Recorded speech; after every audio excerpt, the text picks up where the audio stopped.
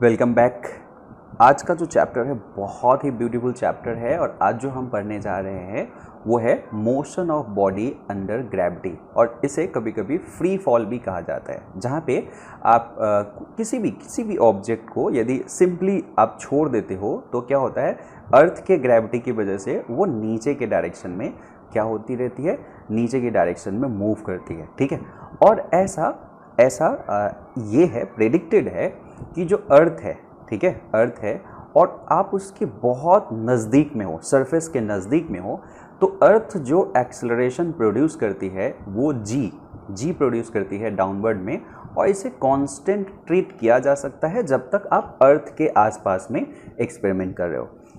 जितना आसानी से मैंने ये चीज़ बता दिया है कि ए जो है वो जी के बराबर है और ये कांस्टेंट होता है और ये ऑब्जेक्ट के मास से इंडिपेंडेंट होता है, मतलब आप इसमें मास कुछ भी रहे, 1 kg 2 kg 10 kg कुछ भी रहे, इसका मोशन ड्यू टू जो ग्रेविटी होगा वो ए रहेगा, कांस्टेंट रहेगा। इसलिए आपको जस्ट पिछले क्लास में हमने देखा था कि किस तरह से यदि एक्सेलरेशन कांस्टेंट हो तो हम इक्वेशन ऑफ मोशन को डिस्क्राइब कर सकते हैं, ये भी कांस्टेंट एक्सेलरेशन का हो गया। ठीक है, तो यहाँ पे जो एक छोटी सी जो बात है कि acceleration due to gravity constant होती है, आपको जो इतनी छोटी सी लग रही है, इसको प्रेडिक्ट करने के लिए, इसको लोगों को कन्विंस कराने के लिए किसी ने अपना पूरा जीवन बिता दिया है। ठीक है, किसी ने खूब सारे एक्सपेरिमेंट, गैलीलियो का ये थॉट था और गैलीलियो ने ये एक्सपेरिमेंट किया था। कहा जाता है कि जो पीसा का जो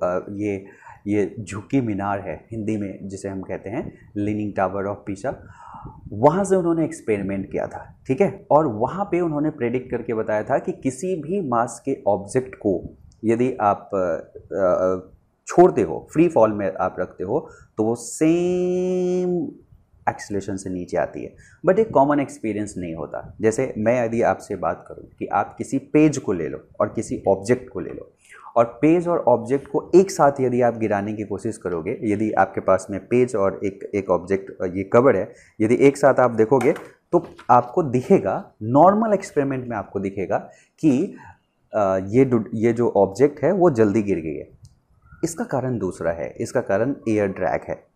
तो आज हम इसमें ये चीज़ भी देखेंगे कि उन्होंने क्या चीज़ सोच के ऐसा, अब उसका तो ओरिजिनल वीडियो तो नहीं है, बट हम एक एनिमेशन के फॉर्मेट में उसे देखेंगे। ठीक है, तो ये एक कांस्टेंट एक्सेलरेशन के कैटेगरी में आएगा ये मोशन। ठीक है, जहाँ पे जी कांस्टेंट है, और यहाँ पे जो जी बताया गया है कांस्टेंट, वो अर्थ से जिस हाइट पे हम बात कर रहे हैं वो हाइट जो रेडियस ऑफ अर्थ है उससे बहुत छोटा है। ठीक है, और वो उसको हम फ्री फॉल कहेंगे, है ना। कोई भी ऑब्जेक्ट यदि अंडर ग्रेविटी नीचे की तरफ गिर रही है, ठीक है, मूव कर रही है, तो हम उसे फ्री फॉल कहेंगे, और वहाँ पे जो हाइट होना चाहिए वो तो नियर द सरफेस होना चाहिए। ठीक है, तो अभी हम सबसे पहला काम ये करते हैं कि ये देखते हैं कि जो गैलीलियो ने जो अपना फेमस एक्सपेरिमेंट किया था वो क्या था और वो क्या इंडिकेट करता है।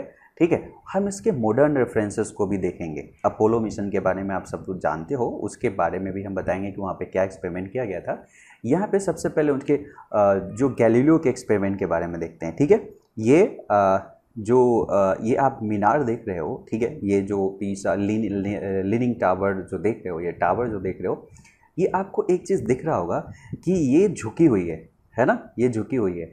एक तो वंडर्स यहीं पे है। हम इसके बारे में भी कहानी करेंगे कि कोई बिल्डिंग ऐसे झुकी हुई है और फिर भी स्टेबल है, ये कैसे, या कितना तक आप झुका हुआ बना सकते हो। यदि ये झुकी हुई है मीनार, ये टावर, तो ऑब्वियस सी बात है कि क्या हम और ज़्यादा करते तो ये टिक सकता था या गिर जाता, और क्या अभी तक, आप सोचो गैलीलियो के ज़माने से अभी तक है। इटली जब भी जाओगे आप घूम के आ सकते हो। ठीक है, वहाँ से उन्होंने 2 ऑब्जेक्ट को लिया और इस 2 ऑब्जेक्ट का जो मास है अलग अलग है, बट यदि हम उसको सेम टाइम में यहाँ से छोड़ेंगे तो आपको क्या दिखेगा कि दोनों सेम टाइम में ही ग्राउंड पे स्ट्राइक करेगी। और ग्राउंड पे सेम टाइम में स्ट्राइक करने का जो कारण है वो ये है कि इसका मतलब दोनों के दोनों जो ऑब्जेक्ट है वो सेम अमाउंट से नीचे की डायरेक्शन में एक्सेलरेट कर रही है। तभी ऐसा हुआ। ठीक है, जैसे एक एनिमेशन के फॉर्मेट में यदि हम इसको देखने की कोशिश करें, ठीक है, तो मैं आपको यहाँ पे शो करता हूँ। यहाँ पे दो बॉल है, यहाँ पे इन दोनों का रेडियस सेम है, और यदि मैं इसको वहाँ से ड्रॉप करूँ तो आपको क्या दिखेगा, ये सेम टाइम में नीचे ग्राउंड को टच करेगी।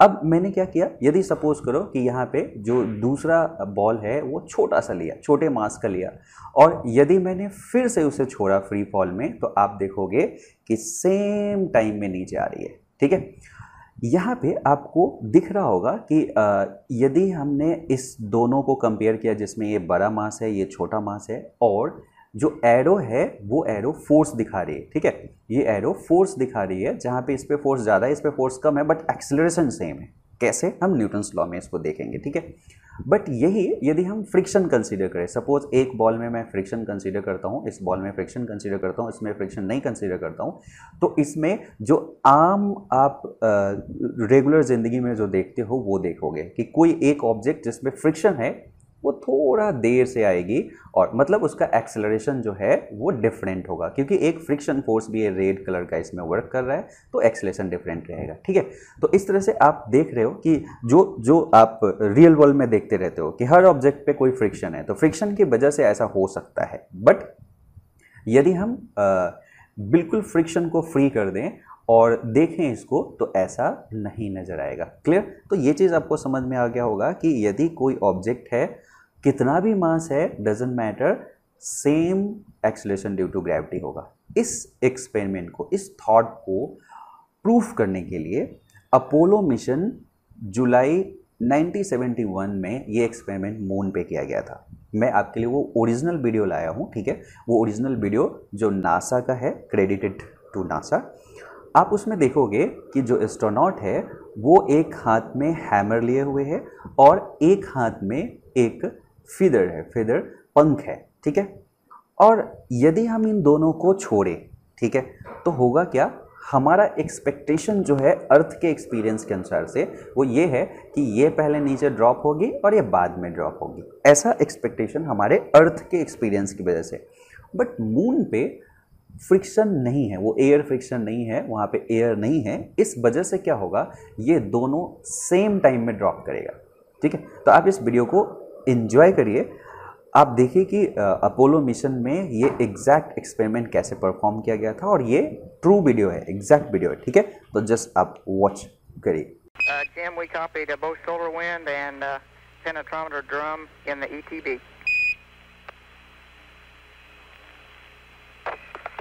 Not quite yet. I haven't put the solar wind in yet, but I will shortly. I want to watch this. Joe, you have a good picture there. I've got Beautiful picture, Dave. well, in my left hand I have a feather. In my right hand a hammer.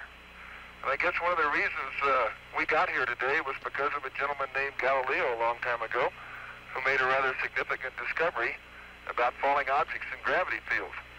And we thought that where would be a better place to confirm his findings than on the moon. And so we thought we'd try it here for you.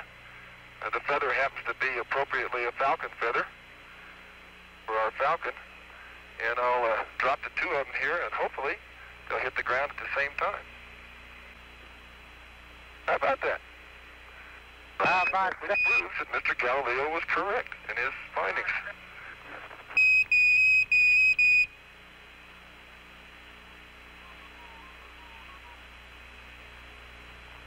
Superb.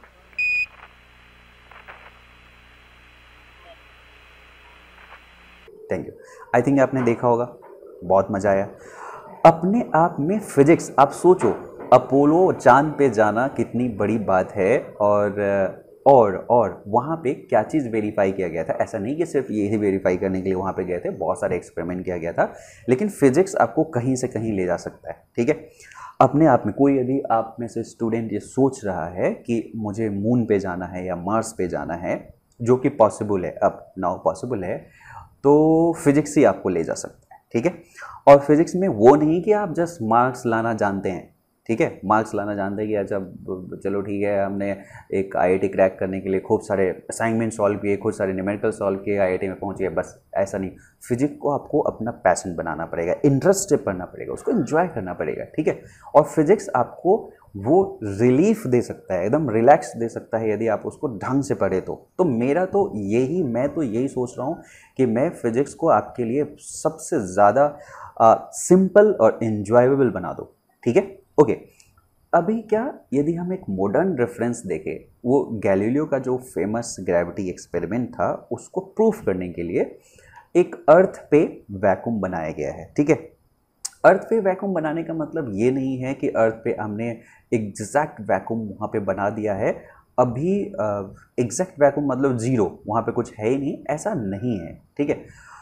तो इस video को भी मैं आपके लिए लाया हूँ। वहाँ पे एक पूरा चैम्बर है जहाँ पे पूरा ग्रेविटी फ्री नहीं, वहाँ पे ज़्यादातर चीज़ों को वहाँ से सक करके बाहर निकाल दिया गया है, मतलब लगभग वहाँ पे फ्रिक्शन फ्री है, एयर नहीं है, वैक्यूम उसे हम कह सकते हैं, but not a ideal vacuum, थोड़ा बहुत उसमें रहेगा ही air.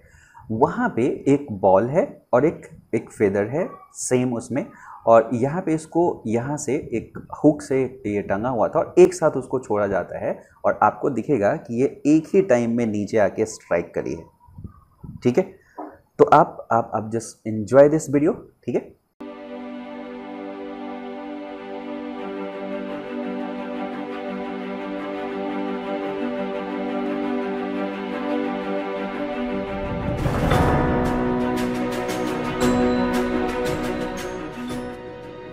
This is NASA's Space Power Facility near Cleveland, Ohio, and it is the world's biggest vacuum chamber. It's used to test spacecraft in the conditions of outer space, and it does that by pumping out the 30 tons of air. Galileo's experiment was simple. He took a heavy object and a light one and dropped them at the same time to see which fell fastest.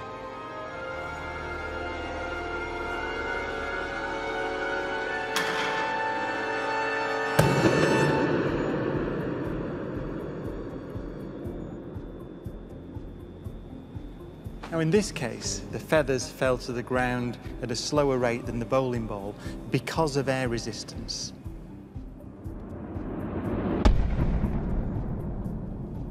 So in order to see the true nature of gravity, we have to remove the air.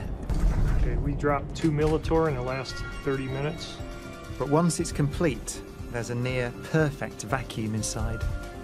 6104 manual, 10% open. Station 1, go for drop. PCB 30-1, pressure set point at 240 psi. We are go for drop. 10, 9, 8, 7, 6, 5, 4. Cameras on. 2, 1. Release.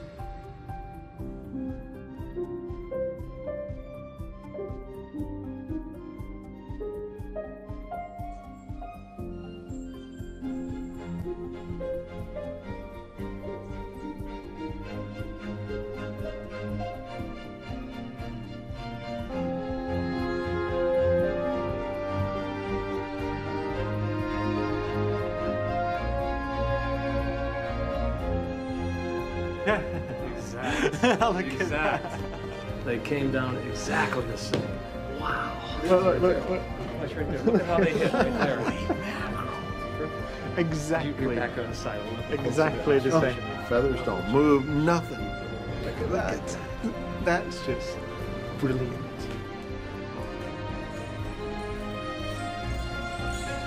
Isaac Newton would say that the ball and the feather fall because there's a force pulling them down. Gravity. But Einstein imagined the scene very differently. The happiest thought of his life was this. The reason the bowling ball and the feather fall together is because they're not falling. They're standing still. There is no force acting on them at all.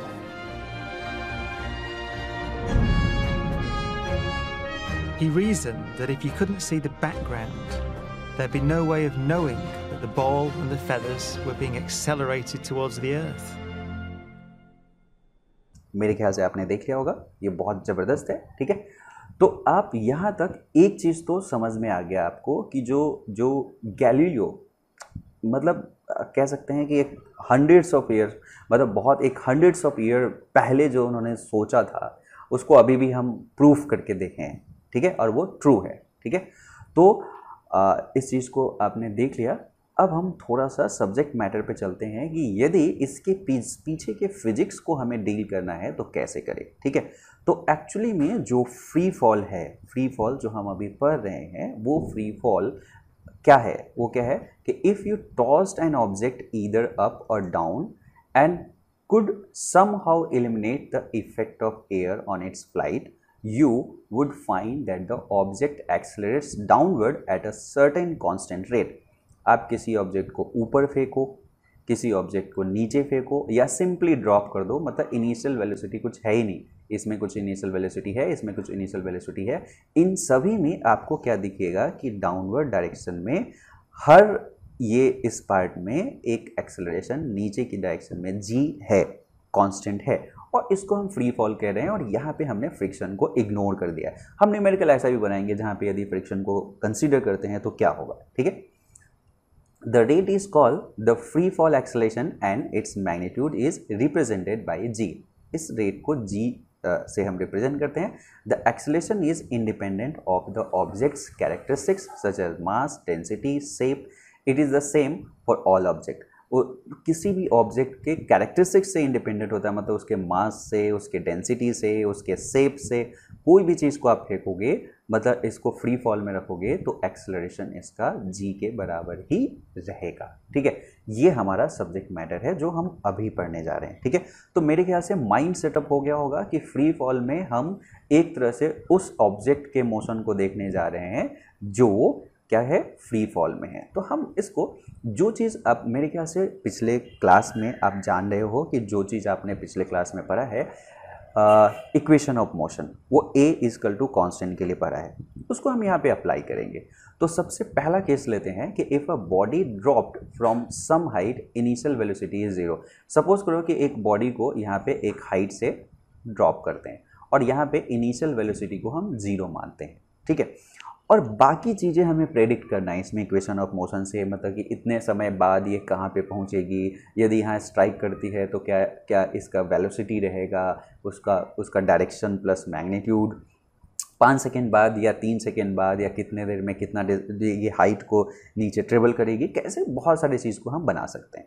अब equation of motion जो हमारे पास में है, ठीक है, उसी में हम देखेंगे तो सबसे पहला जो कॉन्स्टेंट्स आ गया कि यदि हम u इक्वल टू 0 रखे हैं और हमें पता है कि a जो है वो g के बराबर है, और ध्यान रहे हमने नीचे के डायरेक्शन को पॉजिटिव मान लिया है, इसलिए हमने यहाँ पे एक्सेलरेशन को प्लस g लिखा है। ओके, तो अब हमारा एक जो इक्वेशन होता है v equal to u plus at, इसके अनुसार से a हमारे पास में 0 है तो v इक्वल टू gt हो जाएगा। ठीक है, एक हमारे पास इक्वेशन होता है s equal to U T plus half A T square, है ना, हाफ ए टी स्क्वायर।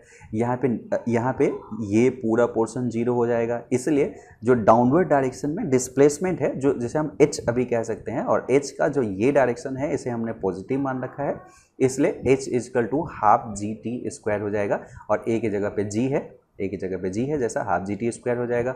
एक फॉर्मूला होता है v square equal to U square plus 2as, तो v स्क्वायर बराबर ये पार्ट 0 हो गया, 2as 2g h के बराबर यहाँ पे हो गया। क्लियर, और एक फॉर्मूला होता है sn equal to u plus half times of a into 2n minus 1।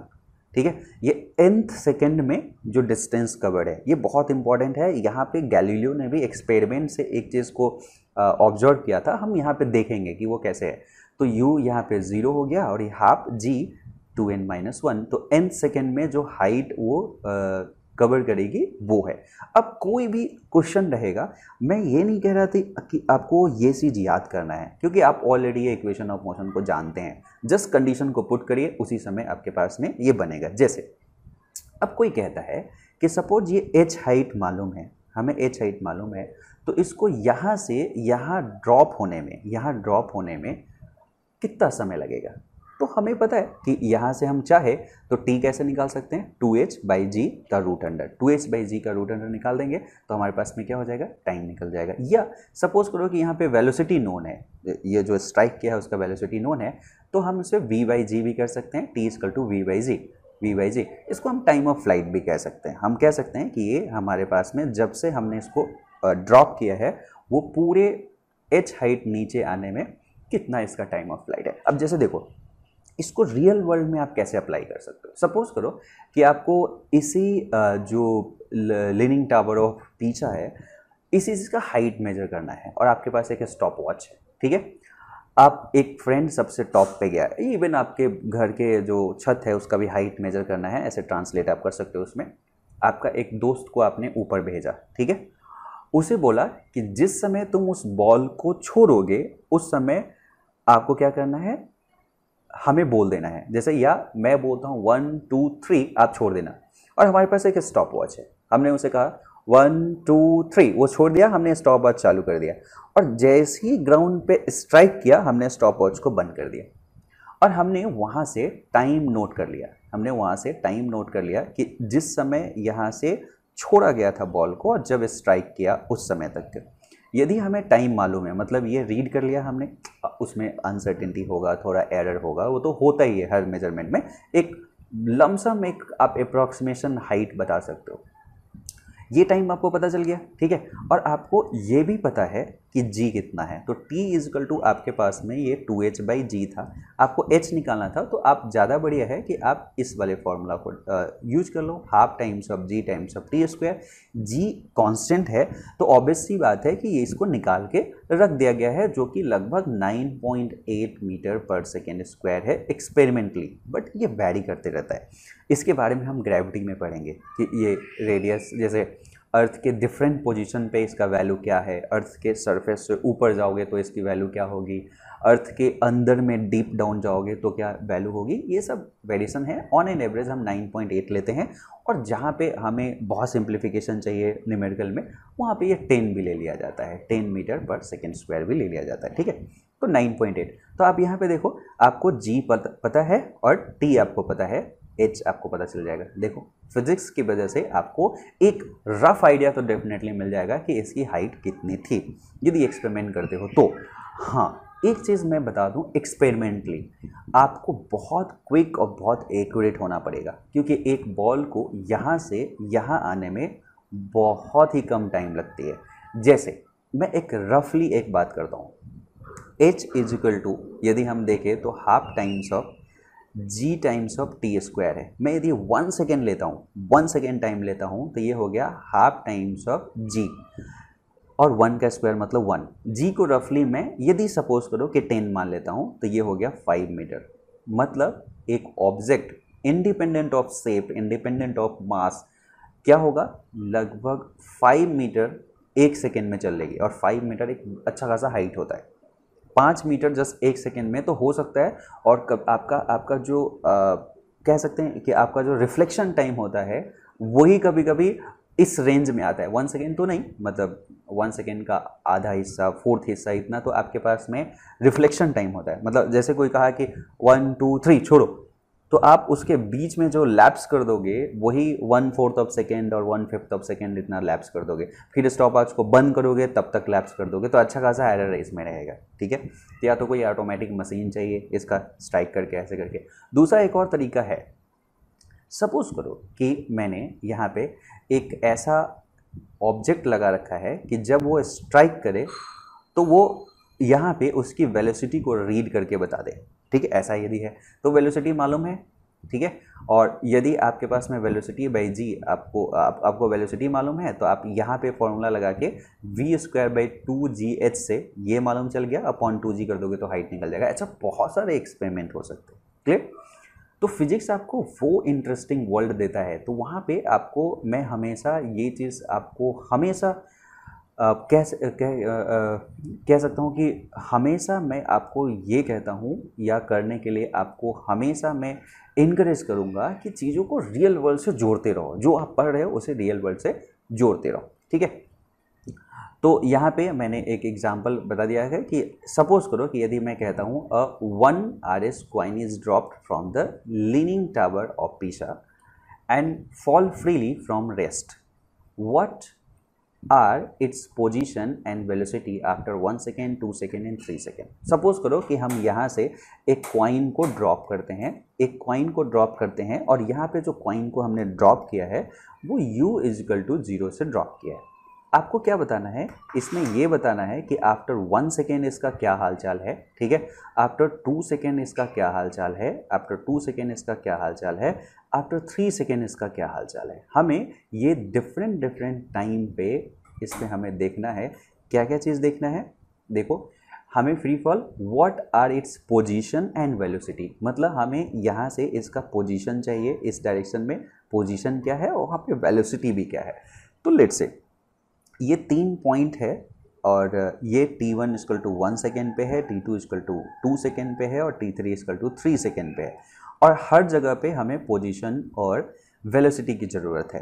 तो इसको सेट करेंगे तो कौन सा फॉर्मूला आसान रहेगा। आपको पता है वेलोसिटी और पोजीशन चाहिए। इस डायरेक्शन में मैं जो ये है उसको पॉजिटिव मानते हुए y बताता हूँ। तो y = क्या लिखोगे, s = ut + ½ at² means ½ gt²। Position के लिए तो ये हो गया, जो पहला चीज़ पोजीशन है, तो ये फॉर्मूला हमारा एक हो गया। दूसरा फॉर्मूला हमारे पास में इसमें क्या हो जाएगा, पोजीशन के लिए हमें पता चल गया। दूसरा चीज़ हमें चाहिए वेलोसिटी, तो v = u + at, तो उसको हम gt ऐसा कर सकते हैं, क्योंकि टाइम मालूम था इसलिए हमने ये फॉर्मूला अपना अप्लाई किया। तो 1 सेकेंड में हम क्या देखेंगे, t = 1 सेकेंड पे y का वैल्यू कितना हो जाएगा। तो 1 सेकेंड पे यदि हम इसमें y का वैल्यू देखें तो y का वैल्यू कितना हो रहा है, y at t = 1 कितना हो रहा है, ½ times of g times of 1 का होल स्क्वायर मीन्स g/2, ठीक है। एंड 2 पे भी देख लेते हैं, y at t = 2 कितना हो जाएगा, ½ times of g times of 2 का होल स्क्वायर मीन्स 4, और एक ऐसे हो जाएगा 2 टाइम्स ऑफ g बच जाएगा। एंड y = t 3 सेकेंड पे देखें तो ये ½ times of g times of 3 का होल स्क्वायर मीन्स 9/2। 9/2 को आप कह सकते हो 4.5 टाइम्स ऑफ g हो गया, 9/2। आप मैंने एक इंट्यूशन से ही डायग्राम के समय में एक छोटा सा देखो एक किया है, एक डायग्राम में ही इंट्यूशन हमारा ये कह रहा था कि पहले सेकेंड में इतने ये डिस्टेंस ट्रेवल किया, दूसरे सेकेंड में वो जो डिस्टेंस ट्रेवल किया है, जो पोजीशन है वो थोड़ा सा बड़ा है पहले से, और तीसरे सेकेंड में उससे भी बड़ा है जो हमने पहले सेकेंड में देखा था, और वो यहाँ पे दिख रहा है। देखो पहले सेकेंड में g/2 है, दूसरे सेकेंड में 2g तक पहुँच गया है, मतलब पोजीशन यहाँ से 2g तक पहुँच गया है। तो डेफिनेटली इन दोनों में डिफरेंस g/2 नहीं है, क्योंकि इससे कितना टाइम से आगे है, कितना टाइम्स ये आगे पहुंच गया। g/2 से 2g हम यदि करेंगे तो 4 टाइम्स, लगभग 4 टाइम्स इसको करोगे तब 2g आएगा, तो 4 टाइम्स पे यहाँ पे पहुँचा है। तो हमें ये हर सेकेंड में यदि हम ये डिस्टेंस कितना ट्रेवल किया है वो भी देखें तो ये क्या है, अलग अलग है। गैलीलियो ने इसका एक बहुत बढ़िया एक्सपेरिमेंटल डेटा भी है और बहुत क्वालिफाई करता है, जो आप यहाँ इक्वेशन से पढ़ोगे और इसके अनुसार से देखेंगे उसको भी। तो हमें पोजीशन पता चल गया। व्हाट अबाउट वेलोसिटी, तो वेलोसिटी भी हम कैलकुलेट करके देख लेते हैं। वेलोसिटी यदि हम t = 1 सेकेंड के लिए देखें तो कितना हो जाएगा, g × 1। वेलोसिटी t = 2 सेकेंड पे देखें तो क्या होगा, t = 2 सेकेंड के लिए देखें तो क्या होगा, तो v = g × t, तो 2g, ठीक है। और यहाँ पे वेलोसिटी एट t = 3 सेकेंड पे देखें तो कितना हो जाएगा, 3 टाइम्स ऑफ g लगेगा। g मतलब उसमें at है, gt के बराबर हो गया। तो इस तरह से हमें वहाँ पे 0 सेकेंड के समय में हमें पता है, 1 सेकेंड पे दोनों चीज़ पता चल गया, और 3 सेकेंड 4 सेकेंड 3 सेकेंड पे आगे भी हमें ऐसे पता चल जाएगा। क्लियर है। तो एक हमने देखा कि लीनिंग टावर पे है। अब मैं एक छोटा सा क्वेश्चन, जैसे मैं कह रहा था कि आप अपने हाइट को मेज़र करो ऐसे करके, उसी पे एक छोटा सा क्वेश्चन मैं आपके लिए लाया हूँ। आप सभी वेल को जानते होंगे, कुएं को जानते होंगे, और कुआं का जो गहराई है, सपोज करो कि हमें मेजर करना है, कुआं का जो गहराई है उसको मेजर करना है। मेजर करने के लिए आपने एक एक्सपेरिमेंटल सेटअप किया। आपने सोचा एक काम करते हैं, इस कुएं, जैसे ये जो वेल है और ऑब्वियसली इसमें गहराई होगी ऐसे करके। आप यहाँ पे खड़े हो, ठीक है, यहाँ पे खड़े हो और आप ये कर रहे हो कि हमें इसमें पता करना है कि ये इसकी गहराई कितनी है। पानी ऐसा मानते हैं जैसे इसकी गहराई का मतलब जहाँ तक पानी शुरू हुआ है वही, ठीक है। तो ये चीज़ हमें मेजर करना था। तो स्टूडेंट ने, उसके पास एक आइडिया आया, वो क्या किया, drops a stone from rest at the top of a well. यहाँ से एक स्टोन को ड्रॉप कर देता है, इसके टॉप से स्टोन को एक ड्रॉप कर देता है। तो स्टोन जाएगी, ठीक है, और जैसे ही ये पानी को छुएगी छपक एक आवाज आएगा, ठीक है, आपको एक साउंड सुनाई देगा।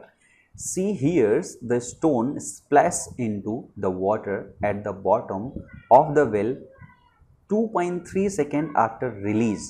मतलब इसके रिलीज के, जैसे यहाँ पे t=0 पे आपने ऐसे रिलीज किया तो t=2.3 सेकेंड पे उसे वो साउंड सुनाई दिया कि स्टोन वाटर में स्प्लैश किया, मतलब जो स्प्लैश का साउंड उसमें सुनाई देगा, छपाक।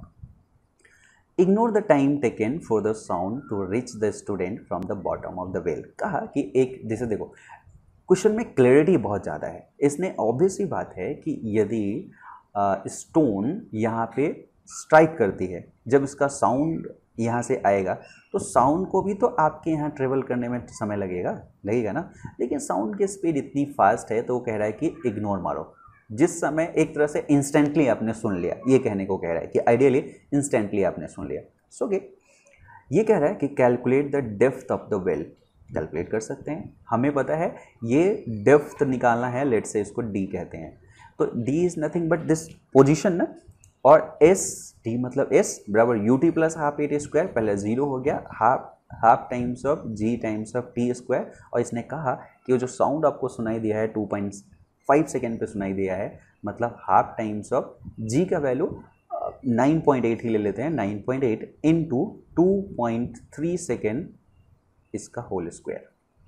ऐसा हम क्या कर सकते हैं, बता सकते हैं। तो ये इसको कैलकुलेट कर सकते हैं। जो भी ये आंसर आएगा 1.2 इंटू 9.8 इंटू 2.3 इंटू 2.3, ये जो भी आएगा यहाँ पे आंसर कैलकुलेट कर सकते हैं। इतना मीटर में ये आंसर आ गया, वेल का डेप्थ हमें पता चल गया। दूसरा में ये भी कहा है कि calculate the speed at which the stone hits the water surface. ये जिस स्पीड से वाटर सरफेस को ये हिट कर रहा है उसका स्पीड भी हमें निकालना है। तो ओके, हम यहाँ पे क्या लगा देंगे, v इजकल टू, यहाँ पे जो वेलोसिटी है v equal to u plus A T में u का वैल्यू 0, नीचे डाउनवर्ड डायरेक्शन को ही हम पॉजिटिव मान रहे हैं तो इसलिए इसको प्लस जी लिखेंगे, और टाइम इसको लगा है 2.3 मीन्स 9.8 इंटू 2.3, जो भी आएगा ये मीटर पर सेकेंड में ये वेलोसिटी हो गया। सी में explain why the time taken for the sound to reach the student can be ignore. इसने कहा कि इसको एक्सप्लेन भी करो। ये बहुत बढ़िया सा क्वेश्चन हो गया। इसने कहा कि आप एक्सप्लेन भी करो कि ऐसा क्यों हुआ कि हमने इस टाइम को इग्नोर कर दिया आपके यहाँ पे आने का। आपको पता है कि जो साउंड की स्पीड होती है वो बहुत ज़्यादा होती है। आपको यदि मैं कहता हूँ कि सपोज करो कि आपके पास यदि 100 रुपीज़ है और इसमें यदि आप 50 रुपीज़ जोड़ रहे हो तो आपके पास में 150 रुपीज़ हो जाएगा। यहाँ पे 50 को इग्नोर नहीं कर सकते। लेकिन यदि आपके पास में 100 रुपीज़ है और मैं कहूँ कि आपको मैं 0.0001 रुपीज़ देता हूँ तो आप कहोगे अरे छोड़ो ये 100 ही लिख देते हैं, ये अप्रॉक्सीमेशन वैलिड होगा। सेम चीज़ यहाँ पे है। एक्चुअली ये जो डेप्थ आया है वो इतना छोटा आया है, ये डेप्थ जो आया है वो इतना छोटा आया है कि यदि आप साउंड जो आपके पास पहुंचा है, ठीक है, उसका टाइम यदि आप कैलकुलेट करने की कोशिश करोगे तो जो डेप्थ आया है अपॉन वेलोसिटी ऑफ साउंड कह सकते हो। वेलोसिटी ऑफ साउंड हमने यहाँ पे ये किया। अब वेलोसिटी ऑफ साउंड इतना ज़्यादा है, वेलोसिटी ऑफ साउंड इतना ज़्यादा है कि ये टाइम बहुत कम लगेगा। दूसरा साथ साथ जो वेल का डेप्थ है वो भी बहुत ज़्यादा नहीं है, वो कम है, तो ये भी इसको क्या कर देगा, कम कर देगा। तो ये दोनों के दोनों फैक्टर जो है इस टाइम को इतना मिनिमाइज कर रहा है कि आप उसको नहीं शामिल करें तब भी चलेगा। ठीक है, ये एटलीस्ट 2.3 सेकेंड जो यहाँ पे लगा है इसके जगह पे, तो आप आराम से इसको इग्नोर कर सकते हो। ओके, तो इस वजह से ये एक एक्सप्लेनेशन भी पूछा, आप इसको एक्सप्लेनेशन भी दे दिए। तो एक तरह से ये कंप्लीट आपको एक प्रैक्टिकल तरीके से जो इस कॉन्सेप्ट को यूज कर सकते हो फ्री फॉल मोशन को, वो चीज़ आपको दिखा रहा है। ओके, तो चलते हैं हम नेक्स्ट उस पर कि और हम इस फ्री फॉल में क्या आपसे पूछ सकते हैं और क्या आप और बता सकते हो। जैसे यदि मैं आपसे ग्राफ के बारे में पूछता हूँ, यदि मैं आपसे ग्राफ के बारे में पूछता हूँ कि जो अभी हो रहा है उसका ग्राफ बना दो, ठीक है। तो जो फ्री फॉल अभी आपने जो चॉइस किया, जहाँ पे u = 0 से आपने ऐसे चॉइस किया है और मैं इसी डायरेक्शन में पॉजिटिव हर क्वांटिटी को पॉजिटिव मान रहा हूँ, तो डिस्प्लेसमेंट टाइम का यदि मैं ग्राफ बनाऊँ तो डिस्प्लेसमेंट नीचे के डायरेक्शन को डिस्प्लेसमेंट पॉजिटिव मानते हुए बनाऊँ तो s = ½ g t² था। तो t के रिस्पेक्ट में आप बनाओगे तो ये कैसा ग्राफ आ जाएगा, पैराबोलिक आ जाएगा। तो ये पैराबोलिक है, टाइम जैसे जैसे होगा स्क्वायर के प्रोपोर्शनल हो गया, s = t² है, तो ऐसा हो गया। यदि मैं v की बात करूं तो v नीचे के तरफ में v = u + at, तो gt के बराबर हो गया, v = t हो गया, तो ऑब्वियसली ये एक लीनियर ऐसे आ जाएगा, ठीक है। तो ये लीनियर ग्राफ आ गया। यदि हम एक्सेलरेशन की बात करें तो एक्सेलरेशन बराबर g नीचे डायरेक्शन में हमेशा के लिए कांस्टेंट है, तो ये हमेशा के लिए कांस्टेंट आ जाएगा, ठीक है। तो ये ग्राफ आप बना सकते हो। अब थोड़ा सा डीप डाइव करते हैं। ऐसा सेक्शन हमेशा हर क्लासेस में मैं आपको बताता हूँ कि जो चीज़ हम यहाँ पे पढ़ाई किए हैं, ठीक है, उसका कुछ डीप डाइव हम आपको बताएं। और यहाँ पे मैंने आपके लिए एक बहुत ही बेहतरीन एनिमेशन भी बनाया है। जस्ट जो गैलीलियो का एक्सपेरिमेंट था, अब यहाँ पे मैं करके नहीं दिखा सकता आपको, तो एक एनिमेशन हमने फ्रेम किया है और वो भी मैं आपको यहाँ पे दिखाऊंगा। उससे पहले जस्ट हम एक काम करते हैं, कुछ ऑब्जर्वेशन यहाँ पे रखते हैं। पहला ऑब्जर्वेशन, आपने देखा कि जब हम किसी ऑब्जेक्ट को फ्री फॉल में ड्रॉप करते हैं, जिस समय हम ये मानते हैं कि इसका स्पीड 0 से हमने इसको नीचे ऐसे छोड़ा है, तो जब ये नीचे के डायरेक्शन में ट्रेवल कर रही है, इस डायरेक्शन को यदि मैं h पॉजिटिव मानूं तो h = आपने देखा कि ½ g t² होगा। तो ओके, हमें सीधे दिख रहा है कि h = t² है ना।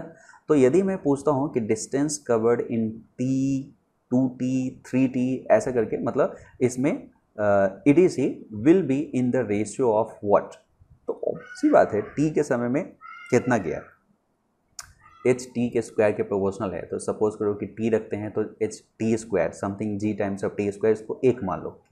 तो h जो पहले कंडीशन में जो आएगा t, उसको ht कहते हैं, तो वो k टाइम्स ऑफ t² आ गया। तो यदि मैं h को 2t में ऐसा करूं तो definitely k times of 2t का स्क्वायर मतलब 4t²। तो सीधे हम कह सकते हैं 2² टाइम्स ऑफ k t² मतलब पहले के 2² टाइम्स है, तो 3t रखेंगे तो 3² टाइम, 5 रखेंगे 5t²। तो इस रेशियो में होगा कि नहीं, है ना, स्क्वायर ऑफ इंटीजर्स के फॉर्मेट में आ जाएगा। मतलब जिस भी टाइम को ऐसे आप देख रहे हो उसके इंटीग्रल पार्ट जो है उसके स्क्वायर इतना टाइम्स ज़्यादा क्या करेगा, वो हाइट कवर करेगा। ध्यान रहे यहाँ पे हाइट शुरू से लेके लास्ट तक हमने देखा है, टी समय में, 2t समय में, 3t समय में, उसको कंपेयर कर रहे हैं। मतलब समझ में आ रहा है, यदि t समय में ये हाइट है, यहाँ पे बॉल आई तो नेक्स्ट स्क्वायर टाइम में यहाँ पे आएगी, नेक्स्ट क्यू टाइम में 3 का होल क्यू में ऐसे आएगी, ठीक है। तो ये उसने t समय में, 2t समय में, 3t समय में किया है। ओके, अब नेक्स्ट में एक और करते हैं, the distance covered in the nth second. Suppose करो कि यदि मैं आपसे इसी सिचुएशन में एक चीज़ पूछता हूँ, मैंने आपसे ये कहा कि चलो ऑब्जेक्ट को ड्रॉप कराओ, ऑब्जेक्ट को ड्रॉप कराओ, यहाँ से ऑब्जेक्ट को एक ड्रॉप कराओ। लेकिन मैं क्या चाह रहा हूँ इसमें कि ऑब्जेक्ट को जब आप ड्रॉप कराओ तो इसमें मैं हर सेकंड का सिर्फ उस सेकंड में, जैसे फर्स्ट सेकंड में इसने जो डिस्टेंस ट्रेवल किया है इसको कंपेयर करना चाह रहा हूँ, सेकंड में जो डिस्टेंस ट्रेवल किया है इसको कंपेयर करना चाह रहा हूँ, ठीक है, और थर्ड में जो डिस्टेंस ट्रेवल किया है उसको कंपेयर करना चाह रहा हूँ, एंड सो ऑन।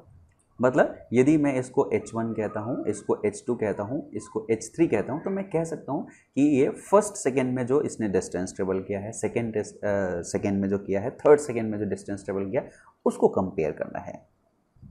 तो सीधा सा है, यदि मैं ये फॉर्मूला लगा देता हूँ, यहाँ पे फॉर्मूला लगा देता हूँ, तो आपको पता है कि यदि मैं h1 निकालने की कोशिश करूँ तो ½ times of g times of, यहाँ पे फर्स्ट सेकेंड है 2 × 1 - 1 2 into 1 minus 1 is equal to, ये कितना हो जाएगा 1, मतलब g/2।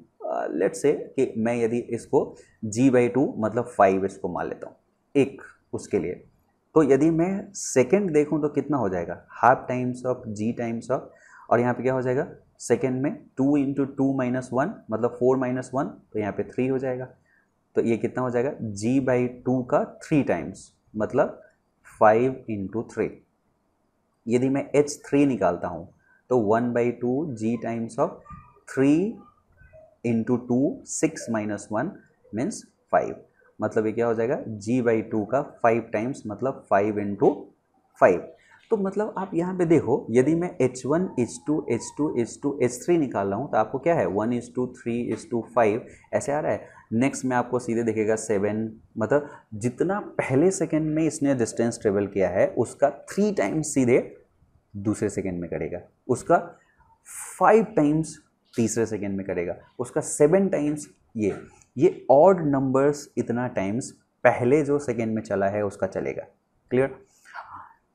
इसको गैलीलियो ने ऑब्जर्व किया था। अभी ये इक्वेशन से आप देख रहे हो, मैंने एक छोटा सा एनिमेशन बनाया और जो दिमाग जो बैकग्राउंड में जो हमने इसमें रखा है इसको मैं आपको अभी दिखाता हूँ, पहले समझा देता हूँ।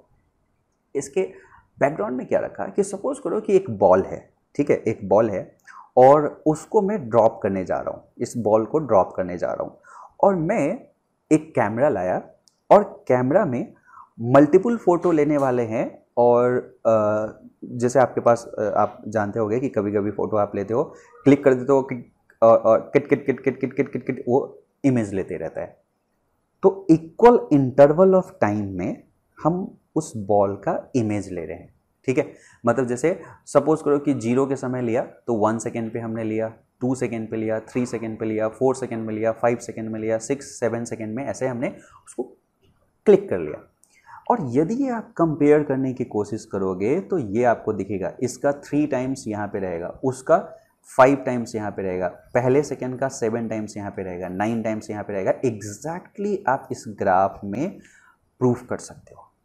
तो इस एनिमेशन को एक बार ध्यान से देखो। देखो हमने पीछे बैकग्राउंड क्या रखा है, एक बॉल को हम ड्रॉप कर रहे हैं, इमेज हमने उसको इमेज उसका हमने खींचा है और हर इक्वल इंटरवल ऑफ टाइम पे खींचा है। वो इक्वल इंटरवल ऑफ टाइम का मतलब ये नहीं हुआ कि 1 सेकेंड और अगले फिर दूसरे सेकेंड तीसरे सेकेंड के लिए। इक्वल इंटरवल ऑफ टाइम का मतलब है यदि हमने पहले दूसरे के बीच में गैप 0.01 सेकेंड का रखा है तो दूसरे और तीसरे के बीच में भी उतना ही, तीसरे और चौथे के बीच में भी उतना ही है। इक्वल इंटरवल ऑफ टाइम पे यदि आप इस डिस्टेंस को देखोगे, इस गैप को देखोगे तो आपको वो रेशियो दिखेगा कि वो 1:3:5:7 में है, ठीक है। इस एनिमेशन को एक बार एंजॉय करो।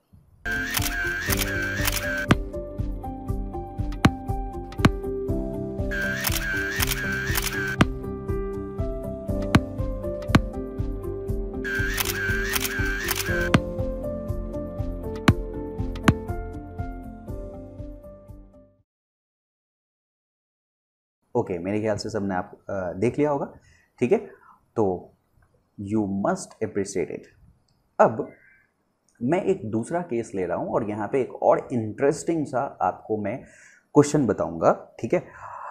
फिजिक्स हमेशा आपको मोटिवेट करना चाहिए कि हम कुछ चीज़ें जानने के लिए पढ़ रहे हैं, ठीक है, जस्ट रटने के लिए नहीं पढ़ रहे कि हमने रटा, एग्ज़ाम में उगला और एग्ज़ाम निकल गया और चले गए, बाद में आपका जर्नी बहुत बेकार हो जाएगा यदि आपने वो इंटरेस्ट क्रिएट नहीं कर पाया, ठीक है। तो आपने मार्स मिशन का खूब नाम सुना होगा आजकल, ठीक है, और मैं बताऊंगा कि वो मार्स मिशन कैसे हुआ था। आज के लिए एक वीडियो में यहाँ पे अभी दिखाऊंगा और वहाँ से रिलेट करके क्वेश्चंस में पुट करूँगा। उसके लिए एक केस यहाँ पे बनाया है कि if a body is projected vertically downward with some initial velocity, इसके पहले और अभी में लिटिल डिफरेंस है।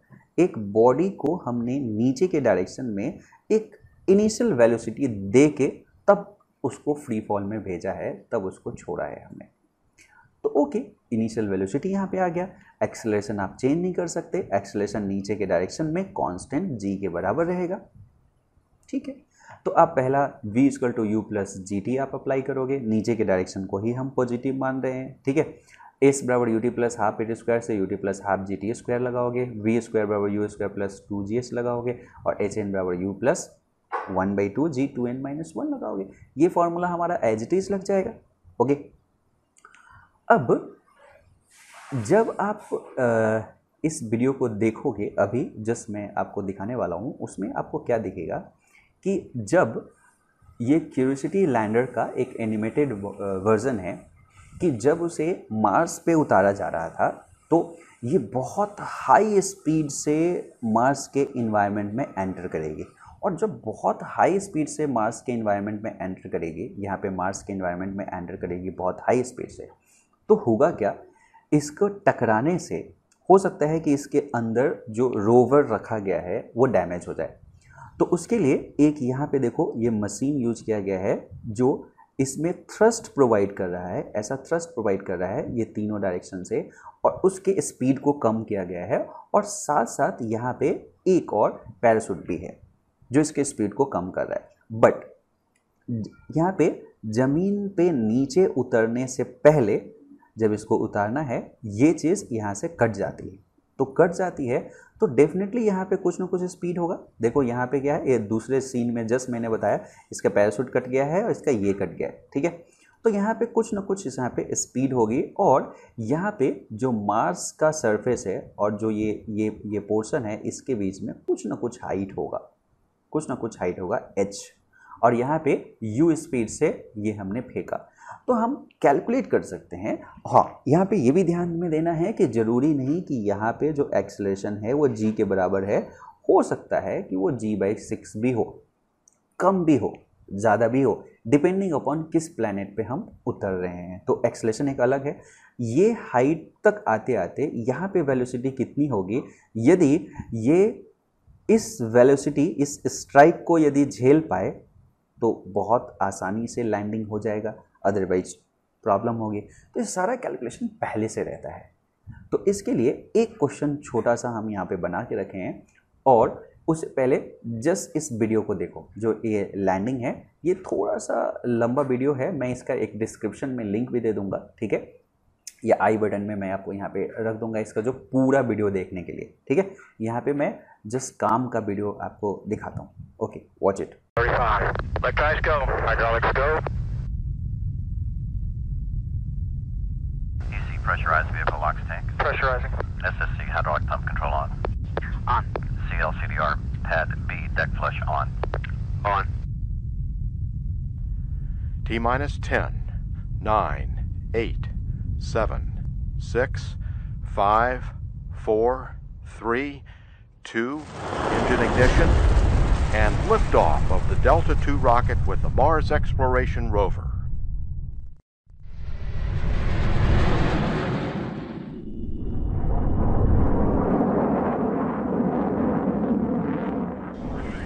Program response is good.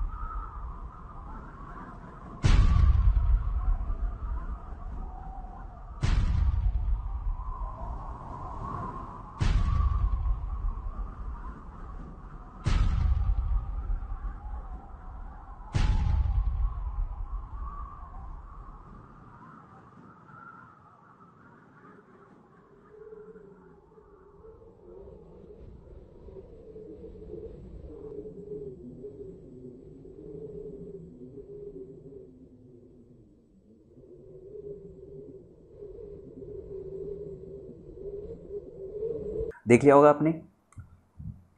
अब हम एक क्वेश्चन करते हैं यहाँ पे, उस पे एक फ्रेम करते हैं क्वेश्चंस, और यहाँ पे कहते हैं देखो कि मून पे एक lunar lander is making its descent to the moon base 1। ये मून का बेस है, ये अर्थ आपको दिख रहा है पीछे की तरफ में, ये पहाड़ी ये मून है, ठीक है। यहाँ पे लैंडिंग कर रहा है, ठीक है। The lander descend slowly under the retro thrust of its descent engine. जो अभी अभी हमने आपको दिखाया है, इसी को डिसेंट इंजन कहा गया है, ये वाला पोर्शन को, ठीक है। ये डिसेंट इंजन है जिसके थ्रस्ट की वजह से उसको थोड़ा सा एक क्या मिला है, जो है स्लो डाउन होगा, ठीक है। अब यहाँ पे क्या कि the engine is cut off when the lander is 5 metre. 5 metre पे था तो इंजन कट ऑफ कर दिया गया था, जैसा मैंने आपको उसमें बताया था कि थोड़ा सा यहाँ से ये चीज़ को कट कर दिया जाएगा शुरुआत में ही। The surface and has 5 meter above ही उसको छोड़ दिया गया, ठीक है। Has a download speed of 0.8 metre per second. Downward में इसका जो स्पीड था, डाउनलोड स्पीड नहीं, डाउनवर्ड में मतलब यू इसके पास में 0.8 मीटर पर सेकेंड है। Let me change the colour, ठीक है, कि यहाँ पे जो स्पीड है वो u 0.8 मीटर पर सेकेंड है, ठीक है। और ये कहा with the engine of the lander is in the free fall. Obviously ये फ्री फॉल में हो गया, ये जो लैंडर है ये फ्री फॉल में आ गया, गुड है। अब कहा कि what is the speed of the lander just before it touches the surface. जब यहाँ पे टच कर रहा होगा तो उस समय स्पीड कितनी होगी। The acceleration due to gravity on the moon is 1.6 metre per second square. Moon पे उसका अलग है, तो v इक्वल टू आप u प्लस 80 लगाओगे, है ना। u कितना आपने रखा है इसमें 0.8 प्लस a यहाँ पे कितना है 1.6 इंटू टी। अब t यहाँ पे ये फॉर्मूला लगाते हैं तो आपको t लगाना पड़ेगा। दूसरा एक और तरीका हो सकता है, चूँकि हाइट दे रखा है, ठीक है, तो हम ये फॉर्मूला लगा दें v square equal to U square plus 2as, तो शायद हम इसमें t निकाल के फिर पुट करने से बच जाएंगे। और वो क्या होगा, initial speed 0.8 metre per second square plus 2 times of acceleration 1.6 metre per second square ये है, इनटू ये 5 मीटर एबव था, ये v स्क्वायर हो गया, इसलिए v का वैल्यू इसका रूट अंडर हम करेंगे तो 0.8 का whole square plus 2 into 1.6 into 5, ऐसा हम इतना मीटर पर सेकेंड ये कर सकते हैं। अब ये पहले से यदि हमें मालूम है तो हम इसे डिसाइड कर सकते हैं कि ये सेफ़ है या नहीं है। ये जब स्ट्राइक करेगी यहाँ पे एकाएक इतना ये झटका सह सकती है, इस इम्पल्स को ये सह सकती है या नहीं, क्या होगा उस चीज़ को हम पहले कैलकुलेट कर सकते हैं, ठीक है। तो जो फिज़िक्स है आप बहुत दूसरे लेवल पे ले जा सकता है, बस आप उसको एंजॉय करके पढ़ने सीखिए, ठीक है, ठीक है, ओके। तो अब हम नेक्स्ट उस पर चलते हैं कि यदि सपोज करो कि अब हमने क्या किया, क्योंकि हमने कहा ये सारे के सारे फ्री फॉल में ही होगा। जब भी आप किसी बॉल को ऊपर फेंकते हो या ड्रॉप करते हो या नीचे एक कुछ वेलोसिटी से आप प्रोजेक्ट करते हो, वो क्या रहेगा, सभी फ्री फॉल में आएगा। तो इस तीसरे कैटेगरी को भी हम पढ़ते हैं कि if a body is projected vertically upward. जैसे एक ये ऑब्जेक्ट है, इसको u स्पीड से आपने अपवर्ड में फेंका है, u स्पीड से अपवर्ड में फेंका है, तो क्या होगा, ठीक है। यहाँ पे क्या इक्वेशन लगाएंगे, कैसे लगाएंगे, क्यों लगाएंगे, क्या, ये सारा चीज़ हम उसको देखेंगे। और इस पे मैं एक चैलेंजिंग क्वेश्चन भी दूंगा, ठीक है। और यहाँ पे ऑब्जर्वेशन भी बहुत ज़्यादा इंपॉर्टेंट है कि क्या क्या हो रहा है मोशन के साथ में। सबसे पहला चीज़, यहाँ पे ऊपर के डायरेक्शन में हम किसी चीज़ को फेंके हैं और एक्सेलरेशन नीचे के डायरेक्शन में है, तो ये काइंड ऑफ ब्रेकिंग नहीं हो गया कि कोई एक कार चल रही थी और हमने उसमें ब्रेक लगाना शुरू कर दिया, उसी जैसा सिचुएशन है। तो यदि इसको u स्पीड हमने दे दिया, एक्सेलरेशन नीचे है, तो ये ऊपर जाते जाते जाते जाते जाते कहीं ना कहीं ये रुकेगी डेफिनेटली, और कहीं ये रुकेगी तो वहाँ पे वेलोसिटी उसका 0 हो जाएगा। तो सबसे पहले इक्वेशन सेट करते हैं कि जो हमारा इक्वेशन ऑफ मोशन है वो उसमें क्या क्या चेंजिंग लाएंगे। तो लेट से हम उस चीज़ को बरकरार रखते हैं कि डाउनवर्ड का जो भी चीज़ है, या ऐसा मान लेते हैं कि सपोज करो कि मैं यहाँ पे ये सपोज करता हूँ कि ऊपर का जो भी पार्ट है उसे हम पॉजिटिव मानते हैं, लेट से, जो कि हमारा नॉर्मल तरीका होता है। मान लिया हमने ऊपर जो प्रोजेक्ट कर रहे हैं उसको पॉजिटिव मान रहे हैं, ठीक है।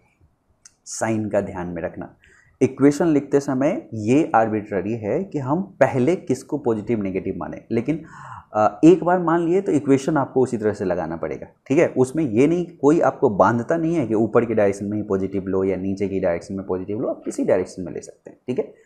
ऊपर यदि हमने पॉजिटिव ले लिया तो डेफिनेटली ए नीचे डायरेक्शन में है, तो यहाँ पे ए जो होगा वो -g के बराबर हो जाएगा, ठीक है। अब यदि हम इक्वेशन ऑफ मोशन लिखते हैं v = u + at, तो यहाँ पे u -gt हो जाएगा, ठीक है। क्लियर है, क्योंकि हम ऊपर डायरेक्शन को पॉजिटिव मान चुके हैं। यदि हम s = ut + ½ at² लगाए तो ut -½ gt² हो जाएगा, और यदि v² = u² + 2s लगाए तो v² = u² - 2gh हो जाएगा, ठीक है। और यदि nth सेकेंड में कितना डिस्टेंस ट्रेवल किया है तो u + ½ टाइम्स ऑफ a होता है, तो -g हो गया, 2n - 1 हो जाएगा। तो आपको दिख रहा है कि ये हर एक नेक्स्ट सेकेंड में अब कम डिस्टेंस ट्रेवल करेगी, लेकिन रेशियो वो उसी टाइप का रहेगा, पहले में थोड़ा ज़्यादा, उसके बाद कम कम कम कम, तो जो फ्रैक्शन आएगा तो उस तरह से 1, फिर 1/3, फिर 1/5, फिर 1/7 आएगा, उसको चेक कर सकते हैं।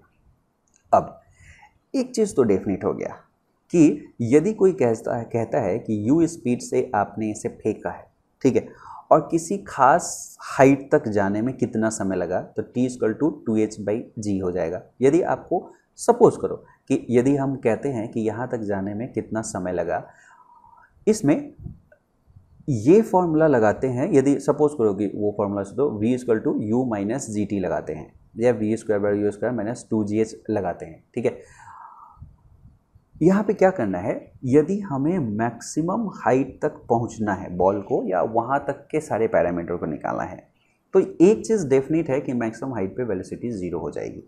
और मैक्सिमम हाइट पे वेलोसिटी यदि 0 हो जाती है तो ये चीज़ हमें पता है कि 0 = u² - 2gh होगा, तो जो हाइट ये अटेंड कर पाएगी वो u²/2g होगी। एक चीज़ फिक्स हो गया कि मैक्सिमम हाइट जो ये अटेंड कर सकती है बॉल, ये u²/2g मतलब u² पे डिपेंड करेगा। कहने का मतलब यदि आप 2 मीटर/सेकेंड से किसी चीज़ को फेंके हो तो जिस हाइट को अटेंड करेगी मैक्सिमम, यदि आपने इसे लेट्स से कि जस्ट वेलोसिटी को दोगुना किया तो सीधे ये 4 टाइम्स और ज़्यादा हाइट को अटेंड करेगी, ध्यान रखना, ठीक है। तो ये u²/2g होगा। जहाँ तक सवाल है इसमें टाइम कितना लगाया, तो हमें पता है कि हम उस केस में फाइनल जो यहाँ पे h = ut - ½ gt² को हम ऐसा कर सकते हैं कि इसमें यदि टाइम निकालना है तो कौन सा इक्वेशन को लगाए तो टाइम निकल जाएगा। तो आप यहाँ पे देख सकते हो कि v फाइनली 0 होने जा रहा है, तो t is nothing but u/g। तो u/g आप ऐसे लगा सकते हो यहाँ से, क्लियर है, ठीक है। और तो यहाँ पे इतना टाइम आपके पास हो जाएगा u/g, और यदि आप इसको हाइट के टर्म्स में लिखना चाहो तो u², ये 2gh का रूट ऐसे पुट करके 2h/g भी कर सकते हो, क्लियर है, ठीक है। यदि u आपको पता करना है कि कितना u और हाइट के बीच में, तो आपके पास रिलेशन ऑलरेडी है, फाइनल 0 है तो वहाँ से ये रिलेशन ऑलरेडी है, तो सारा फॉर्मूला आप यहाँ पे डिराइव कर सकते हो। यहाँ का जो ऑब्जर्वेशन है वो बहुत कमाल का है, उसको देखना ज़रूरी है। जैसे अभी आपने इसमें देखा कि टाइम, यदि सिर्फ एसेंट का मैं आपसे पूछता कि टाइम एसेंट का कितना है, टाइम एसेंट का कितना, मतलब ये मैक्सिमम हाइट तक गई है तो टाइम ऑफ एसेंट कितना है, तो हमें पता है कि उसको चाहे तो हम निकाल सकते हैं कैसे, v = u - gt, v finally उसको 0 होना है तो t = u/g होगा, तो हम कहेंगे u/g। अब बताओ, जब ये यहाँ पे चला गया उसके बाद ये फिर से वापस लौटेगा, क्योंकि एक्सेलरेशन तो है ही, तो एक्सेलरेशन है ही, तो वापस जो बॉल लौटेगा वो एक काइंड ऑफ पहला केस हो गया जहाँ पे इनिशियल स्पीड 0 था, तो h हाइट तक नीचे आने में उसे जो टाइम लगेगा, ठीक है, h हाइट तक, सेम हाइट तक नीचे आने में जो टाइम लगेगा वो अगेन टाइम ऑफ डिसेंट मैं उसको कहूँ तो वो u/g के बराबर ही होगा जितना स्पीड से आपने फेंका था, ठीक है। तो इसीलिए टोटल टाइम ऑफ फ्लाइट हम यहाँ पे देखेंगे, यदि दोनों को ऐड कर दे तो टोटल टाइम ऑफ फ्लाइट मतलब एसेंट प्लस डिसेंट देखेंगे तो 2u/g हो जाएगा, जिसको आप याद रख सकते हैं, आपको हेल्प करेगी, ठीक है। तो टाइम ऑफ एसेंट और टाइम ऑफ डिसेंट इसमें बराबर होगा और टोटल यदि देखेंगे तो 2u/g होगा। एक पहला ऑब्जर्वेशन, ठीक है।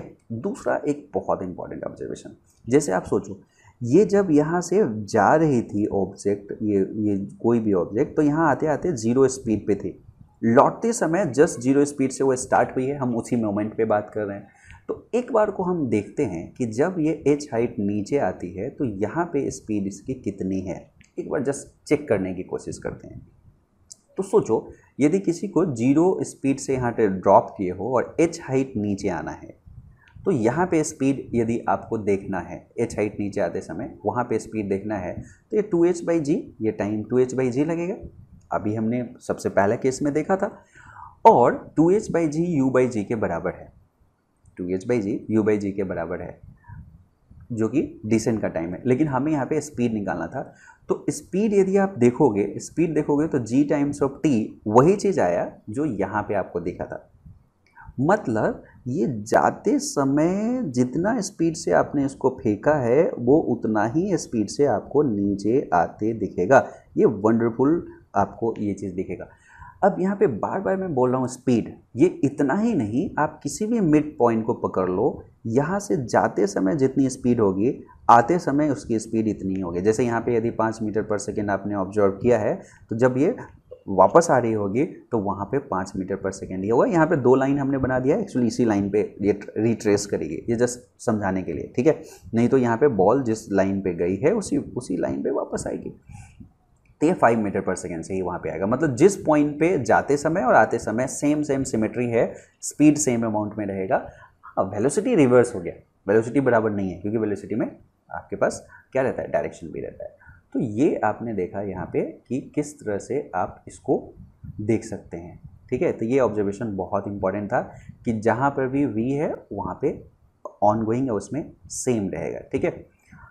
तो अब हम कुछ एग्जाम्पल के उसमें पहुँचते हैं और सॉल्व करते हैं कुछ एग्जाम्पल, ठीक है, और देखते हैं। जैसे सपोज करो कि यहाँ पे एक सिंपल एग्जाम्पल लेते हैं कि इस केस में A kid tosses a ball up with an initial speed of 10 metre per second और g को 10 मीटर पर सेकेंड लिखना है।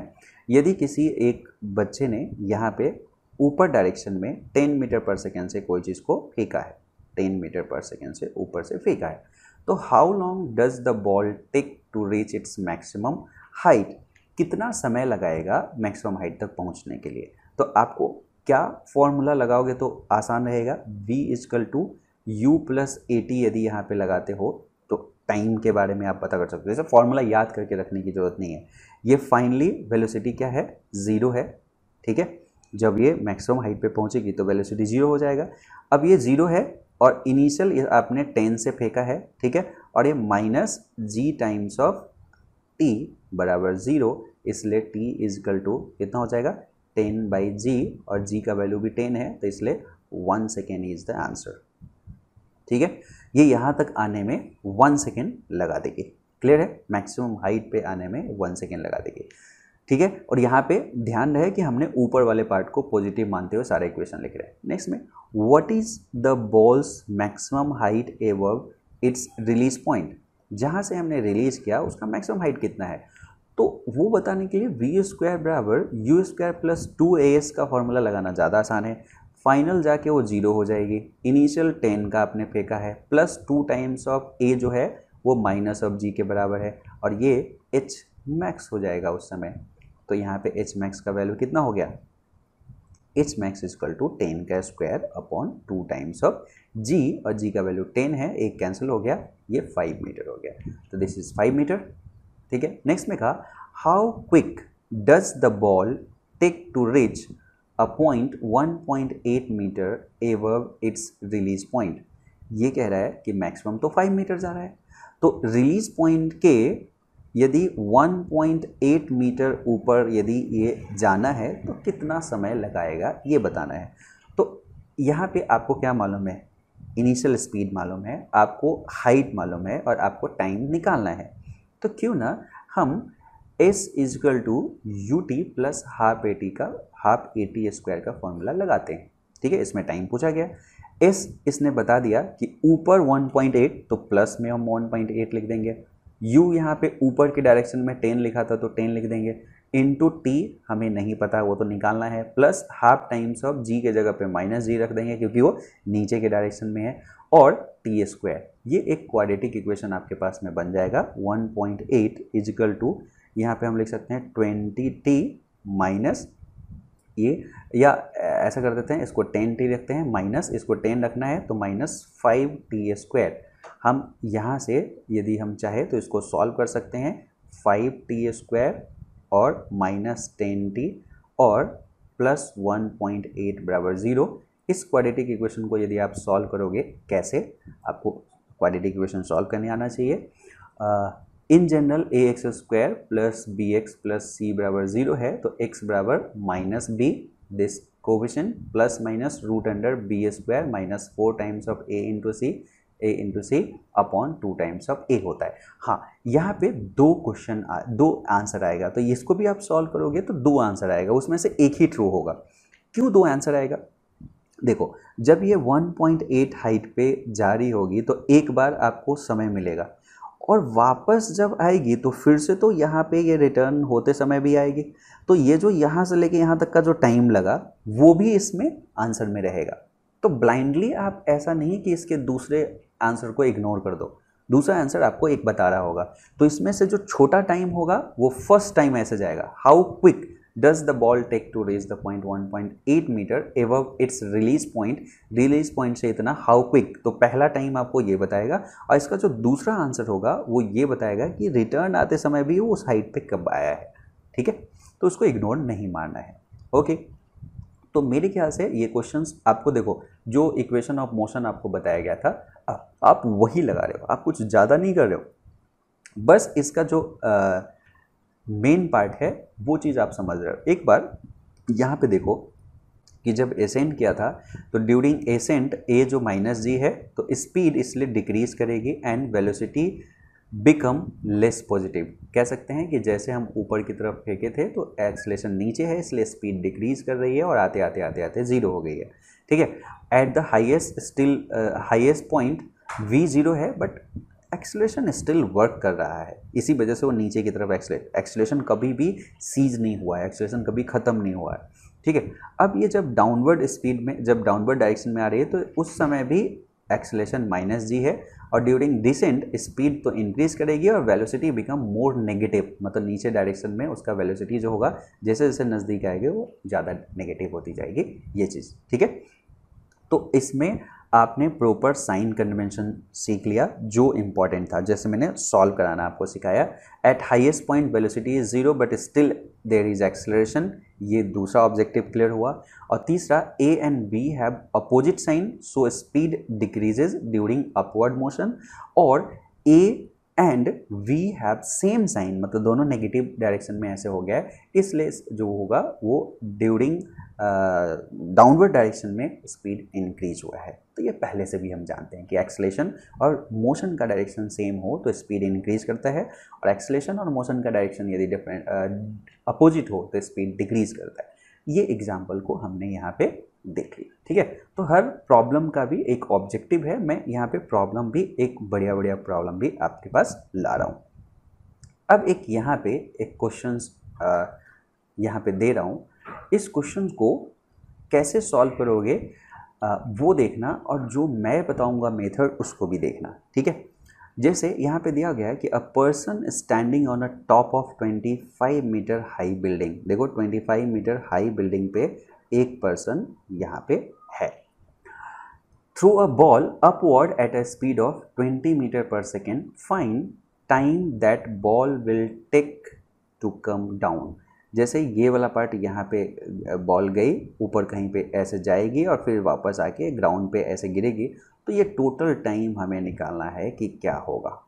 ठीक है, अब 2 मेथड हो सकते हैं, इसमें से मैं आपको एक मेथड तो आपके ऊपर छोड़ता हूँ कि आप अक्सर ऐसे बनाओगे, 2 केस बना के, जैसे स्टूडेंट लोग 2 केस बना के इसको अक्सर सॉल्व करते हैं। जैसे यहाँ से मैक्सिमम हाइट तक जाने में कितना समय लगा, तो ऑब्वियसली बात है कि यहाँ पे वेलोसिटी 0 है, तो v equal to u plus AT का फॉर्मूला लगाओगे तो लास्ट में 0, u इनिशियल आपने इसमें कितना फेंका है 20 मीटर पर सेकेंड से, और ऊपर को मैं पॉजिटिव मानते हुए चीज़ों को सॉल्व कर रहा हूँ, तो 20 से, तो इसलिए नीचे नेगेटिव हो जाएगा तो -g हो जाएगा इंटू t, तो आपको ये जो t मिलेगा वो 20/g, जिसको 10 मान के हम चलते हैं तो हमारे पास में 2 आ जाएगा। 2 सेकेंड आपको लगा यहाँ से यहाँ आने में।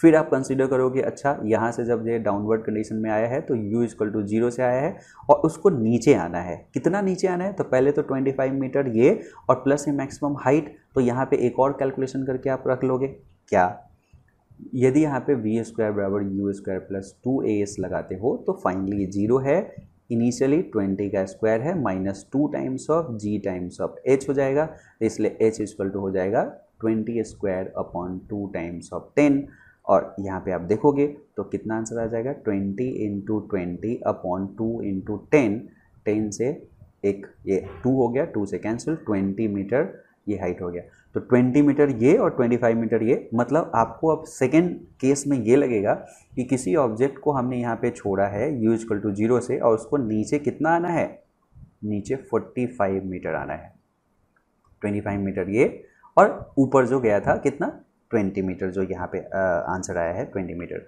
तो ये 45 मीटर आने के लिए जो समय लगाएगा ये कितना लगाएगा, तो 45 मीटर आने के लिए ये जो समय लगाएगा, तो हम उसमें एक चीज़ कर सकते हैं कि इनिशियल स्पीड 0 और ये 45 है, हमें टाइम चाहिए, तो s = ut + ½ at² को हम यहाँ पे यूज करते हैं। ध्यान रखना, यदि मैं नीचे डायरेक्शन को पॉजिटिव, आप इंडिपेंडेंट काम कर रहे हो दूसरे पार्ट को, पहले पार्ट को नीचे, चलो ऊपर ही पॉजिटिव मानते हैं, तो s यहाँ पे 45 नीचे मतलब -45 लिखोगे, बराबर यहाँ पे u 0 हो गया और प्लस ½ टाइम्स ऑफ, और आपने ऊपर डायरेक्शन को पॉजिटिव माना है तो -g लिखेंगे इंटू t²।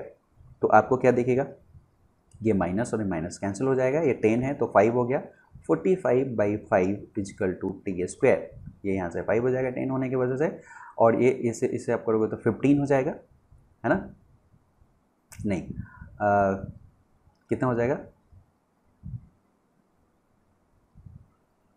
5 से 9 ना, 9, तो इसलिए t जो हो जाएगा आपका 3 सेकेंड हो जाएगा। तो टोटल टाइम जो इसमें लगा ये 2 सेकेंड ऊपर जाने में और 3 सेकेंड नीचे आने में, तो हम कह सकते हैं जो टोटल टाइम हमें इसमें लगा वो 5 सेकेंड लगा, तो 5 सेकेंड इज़ द आंसर। तो आंसर इसका 5 सेकेंड है जो आपने इसे सॉल्व किया, और आप इस तरह से सॉल्व किए होगे, ये डेफिनेट है 5 सेकेंड दो केस में। बट अब जो मैं मेथड बताने जा रहा हूँ उस मेथड को बहुत ध्यान से सुनो, ठीक है। जैसे मैंने यहाँ पे रेफरेंस सेट कर दिया, और यहाँ रेफरेंस सेट करके क्वेश्चन को सॉल्व करूँगा। ये लेट्स से कि रेफरेंस सेट कर दिया और ऊपर के डायरेक्शन को पॉजिटिव मान लिया और सॉल्व करते हैं। इसमें टाइम पूछा है, मैं एक ही बार फॉर्मूला लगाऊंगा s = ut + ½ at²। आपको पता है कि ये जो फॉर्मूला है ये वेक्टर फॉर्म होता है, ठीक है। अब आप सोचो, यदि मैं कहता हूँ यहाँ से बॉल ऊपर गई फिर वापस आई तो स्ट्राइक नीचे करेगी, तो इस ओरिजिनल कंडीशन के रेस्पेक्ट में ये नीचे के डायरेक्शन में जो फाइनल पार्ट है, ठीक है, फाइनल पार्ट है, ये इनिशियल से फाइनल, यही डिस्प्लेसमेंट हो गया, and S stands for displacement. ऊपर को पॉजिटिव मान रखे हैं तो डिस्प्लेसमेंट इज नथिंग बट -25, तो हमने इस डिस्प्लेसमेंट का वैल्यू प्रॉपर साइन के साथ में रख दिया, इज इक्वल टू u क्या रखा है, u 20 meter per second upward direction में, तो ये पॉजिटिव में 20 हो जाएगा, t हमें निकालना है plus ½ times of a is again a vector quantity, a हमेशा नीचे डायरेक्शन में है, कितना वैल्यू g ऊपर पॉजिटिव है, इसलिए मैं इसको -g रख दूंगा इनटू t²। अब यहाँ पे एक क्वाड्रेटिक इक्वेशन बन गया, इसको 10 रख देते हैं तो ये यहाँ से 5 हो जाएगा। अब ये हो गया -25 = 20t - 5t²। तो ऐसा करते हैं, इसमें से इसको 5t² को इधर कर देते हैं, -20t - 25 = 0, तो इसमें से 5 कॉमन ले लेते हैं, तो 5 कॉमन ले लेंगे तो t² - 4t - 5 = 0, तो इसलिए हम इसको लिख सकते हैं t² - 4t - 5 = 0। जब इसको आप सॉल्व करोगे तो क्या आएगा, तो आप इसमें ऐसा कर सकते हैं, इसको t² माइनस इसको 5 - 1 कर सकते हैं, तो 5t और प्लस t - 5 बराबर 0। तो यहाँ पे आपके पास जो फैक्टर आ जाएगा, t यहाँ पे कॉमन लोगे तो t - 5 प्लस 1 कॉमन लोगे तो t - 5 इक्वल टू 0। यहाँ से t - 5 आपने कॉमन लिया तो यहाँ पे t + 1 आ गया जिसका वैल्यू 0 हो गया। तो यहाँ से देखोगे तो t = 5 और एक आता है t = -1। तो आपका एक अब आंसर को ऐसा नहीं कि सीधे इग्नोर कर देना है, जैसे एक 5 सेकेंड आपको जो आंसर चाहिए था वो मिल गया।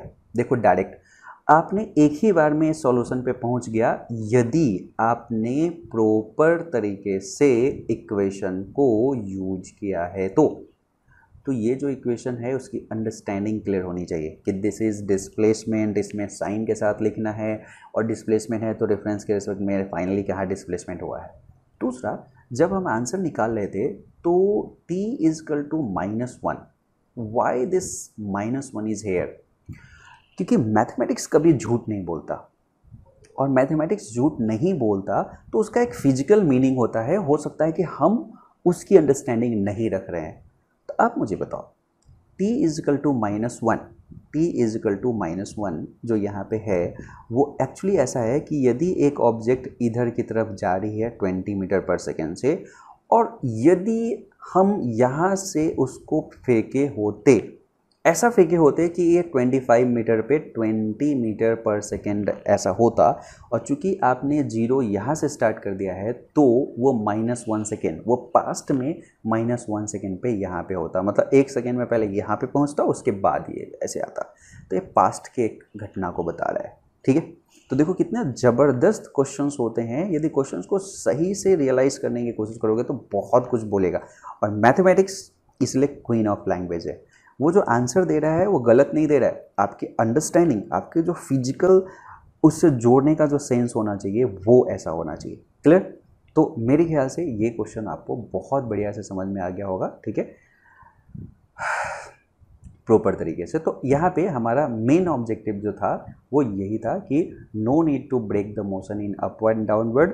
आप उसको सीधा एक प्रॉपर, यदि हम पॉजिटिव नेगेटिव ऐसा रखते हैं तो आसान हो जाएगा। To give the vector idea of the displacement, equation जो होता है वो एक वेक्टर के फॉर्मेट में होता है, ये चीज़ इसमें जानना था, ठीक है।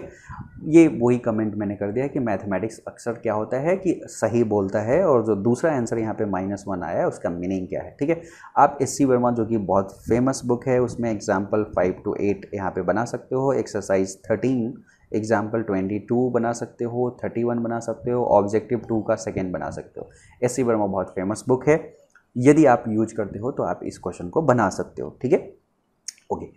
तो यहाँ पे मैंने आपको ये बताया कि फ्री फॉल मोशन को कैसे डील करोगे, और यदि आपने ऑब्जर्व किया होगा तो मैंने आपको कहीं पे भी ये नहीं कहा कि आप चीज़ों को मेमोराइज करो और चीज़ों को मेमोराइज करके और तब बनाओ, ठीक है। अभी हम नेक्स्ट जो लेक्चर है वो नेक्स्ट पार्ट में बाकी को डील करते हैं। ये बहुत लंबा लेक्चर हो चुका है, तो यहाँ तक मैंने आपको ये बताया। नेक्स्ट में हम एक छोटे से क्वेश्चन से ही स्टार्ट करेंगे जो नेक्स्ट लेक्चर होगा, ठीक है, और आगे के जो बाकी क्वेश्चन है वहाँ पे सॉल्व करेंगे, ठीक है।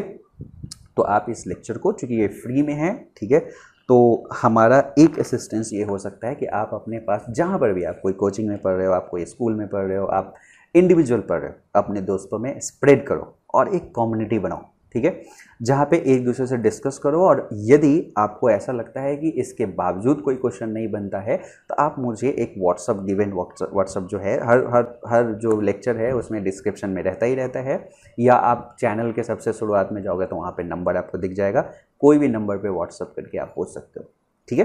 थैंक यू, नेक्स्ट लेक्चर में होते हैं।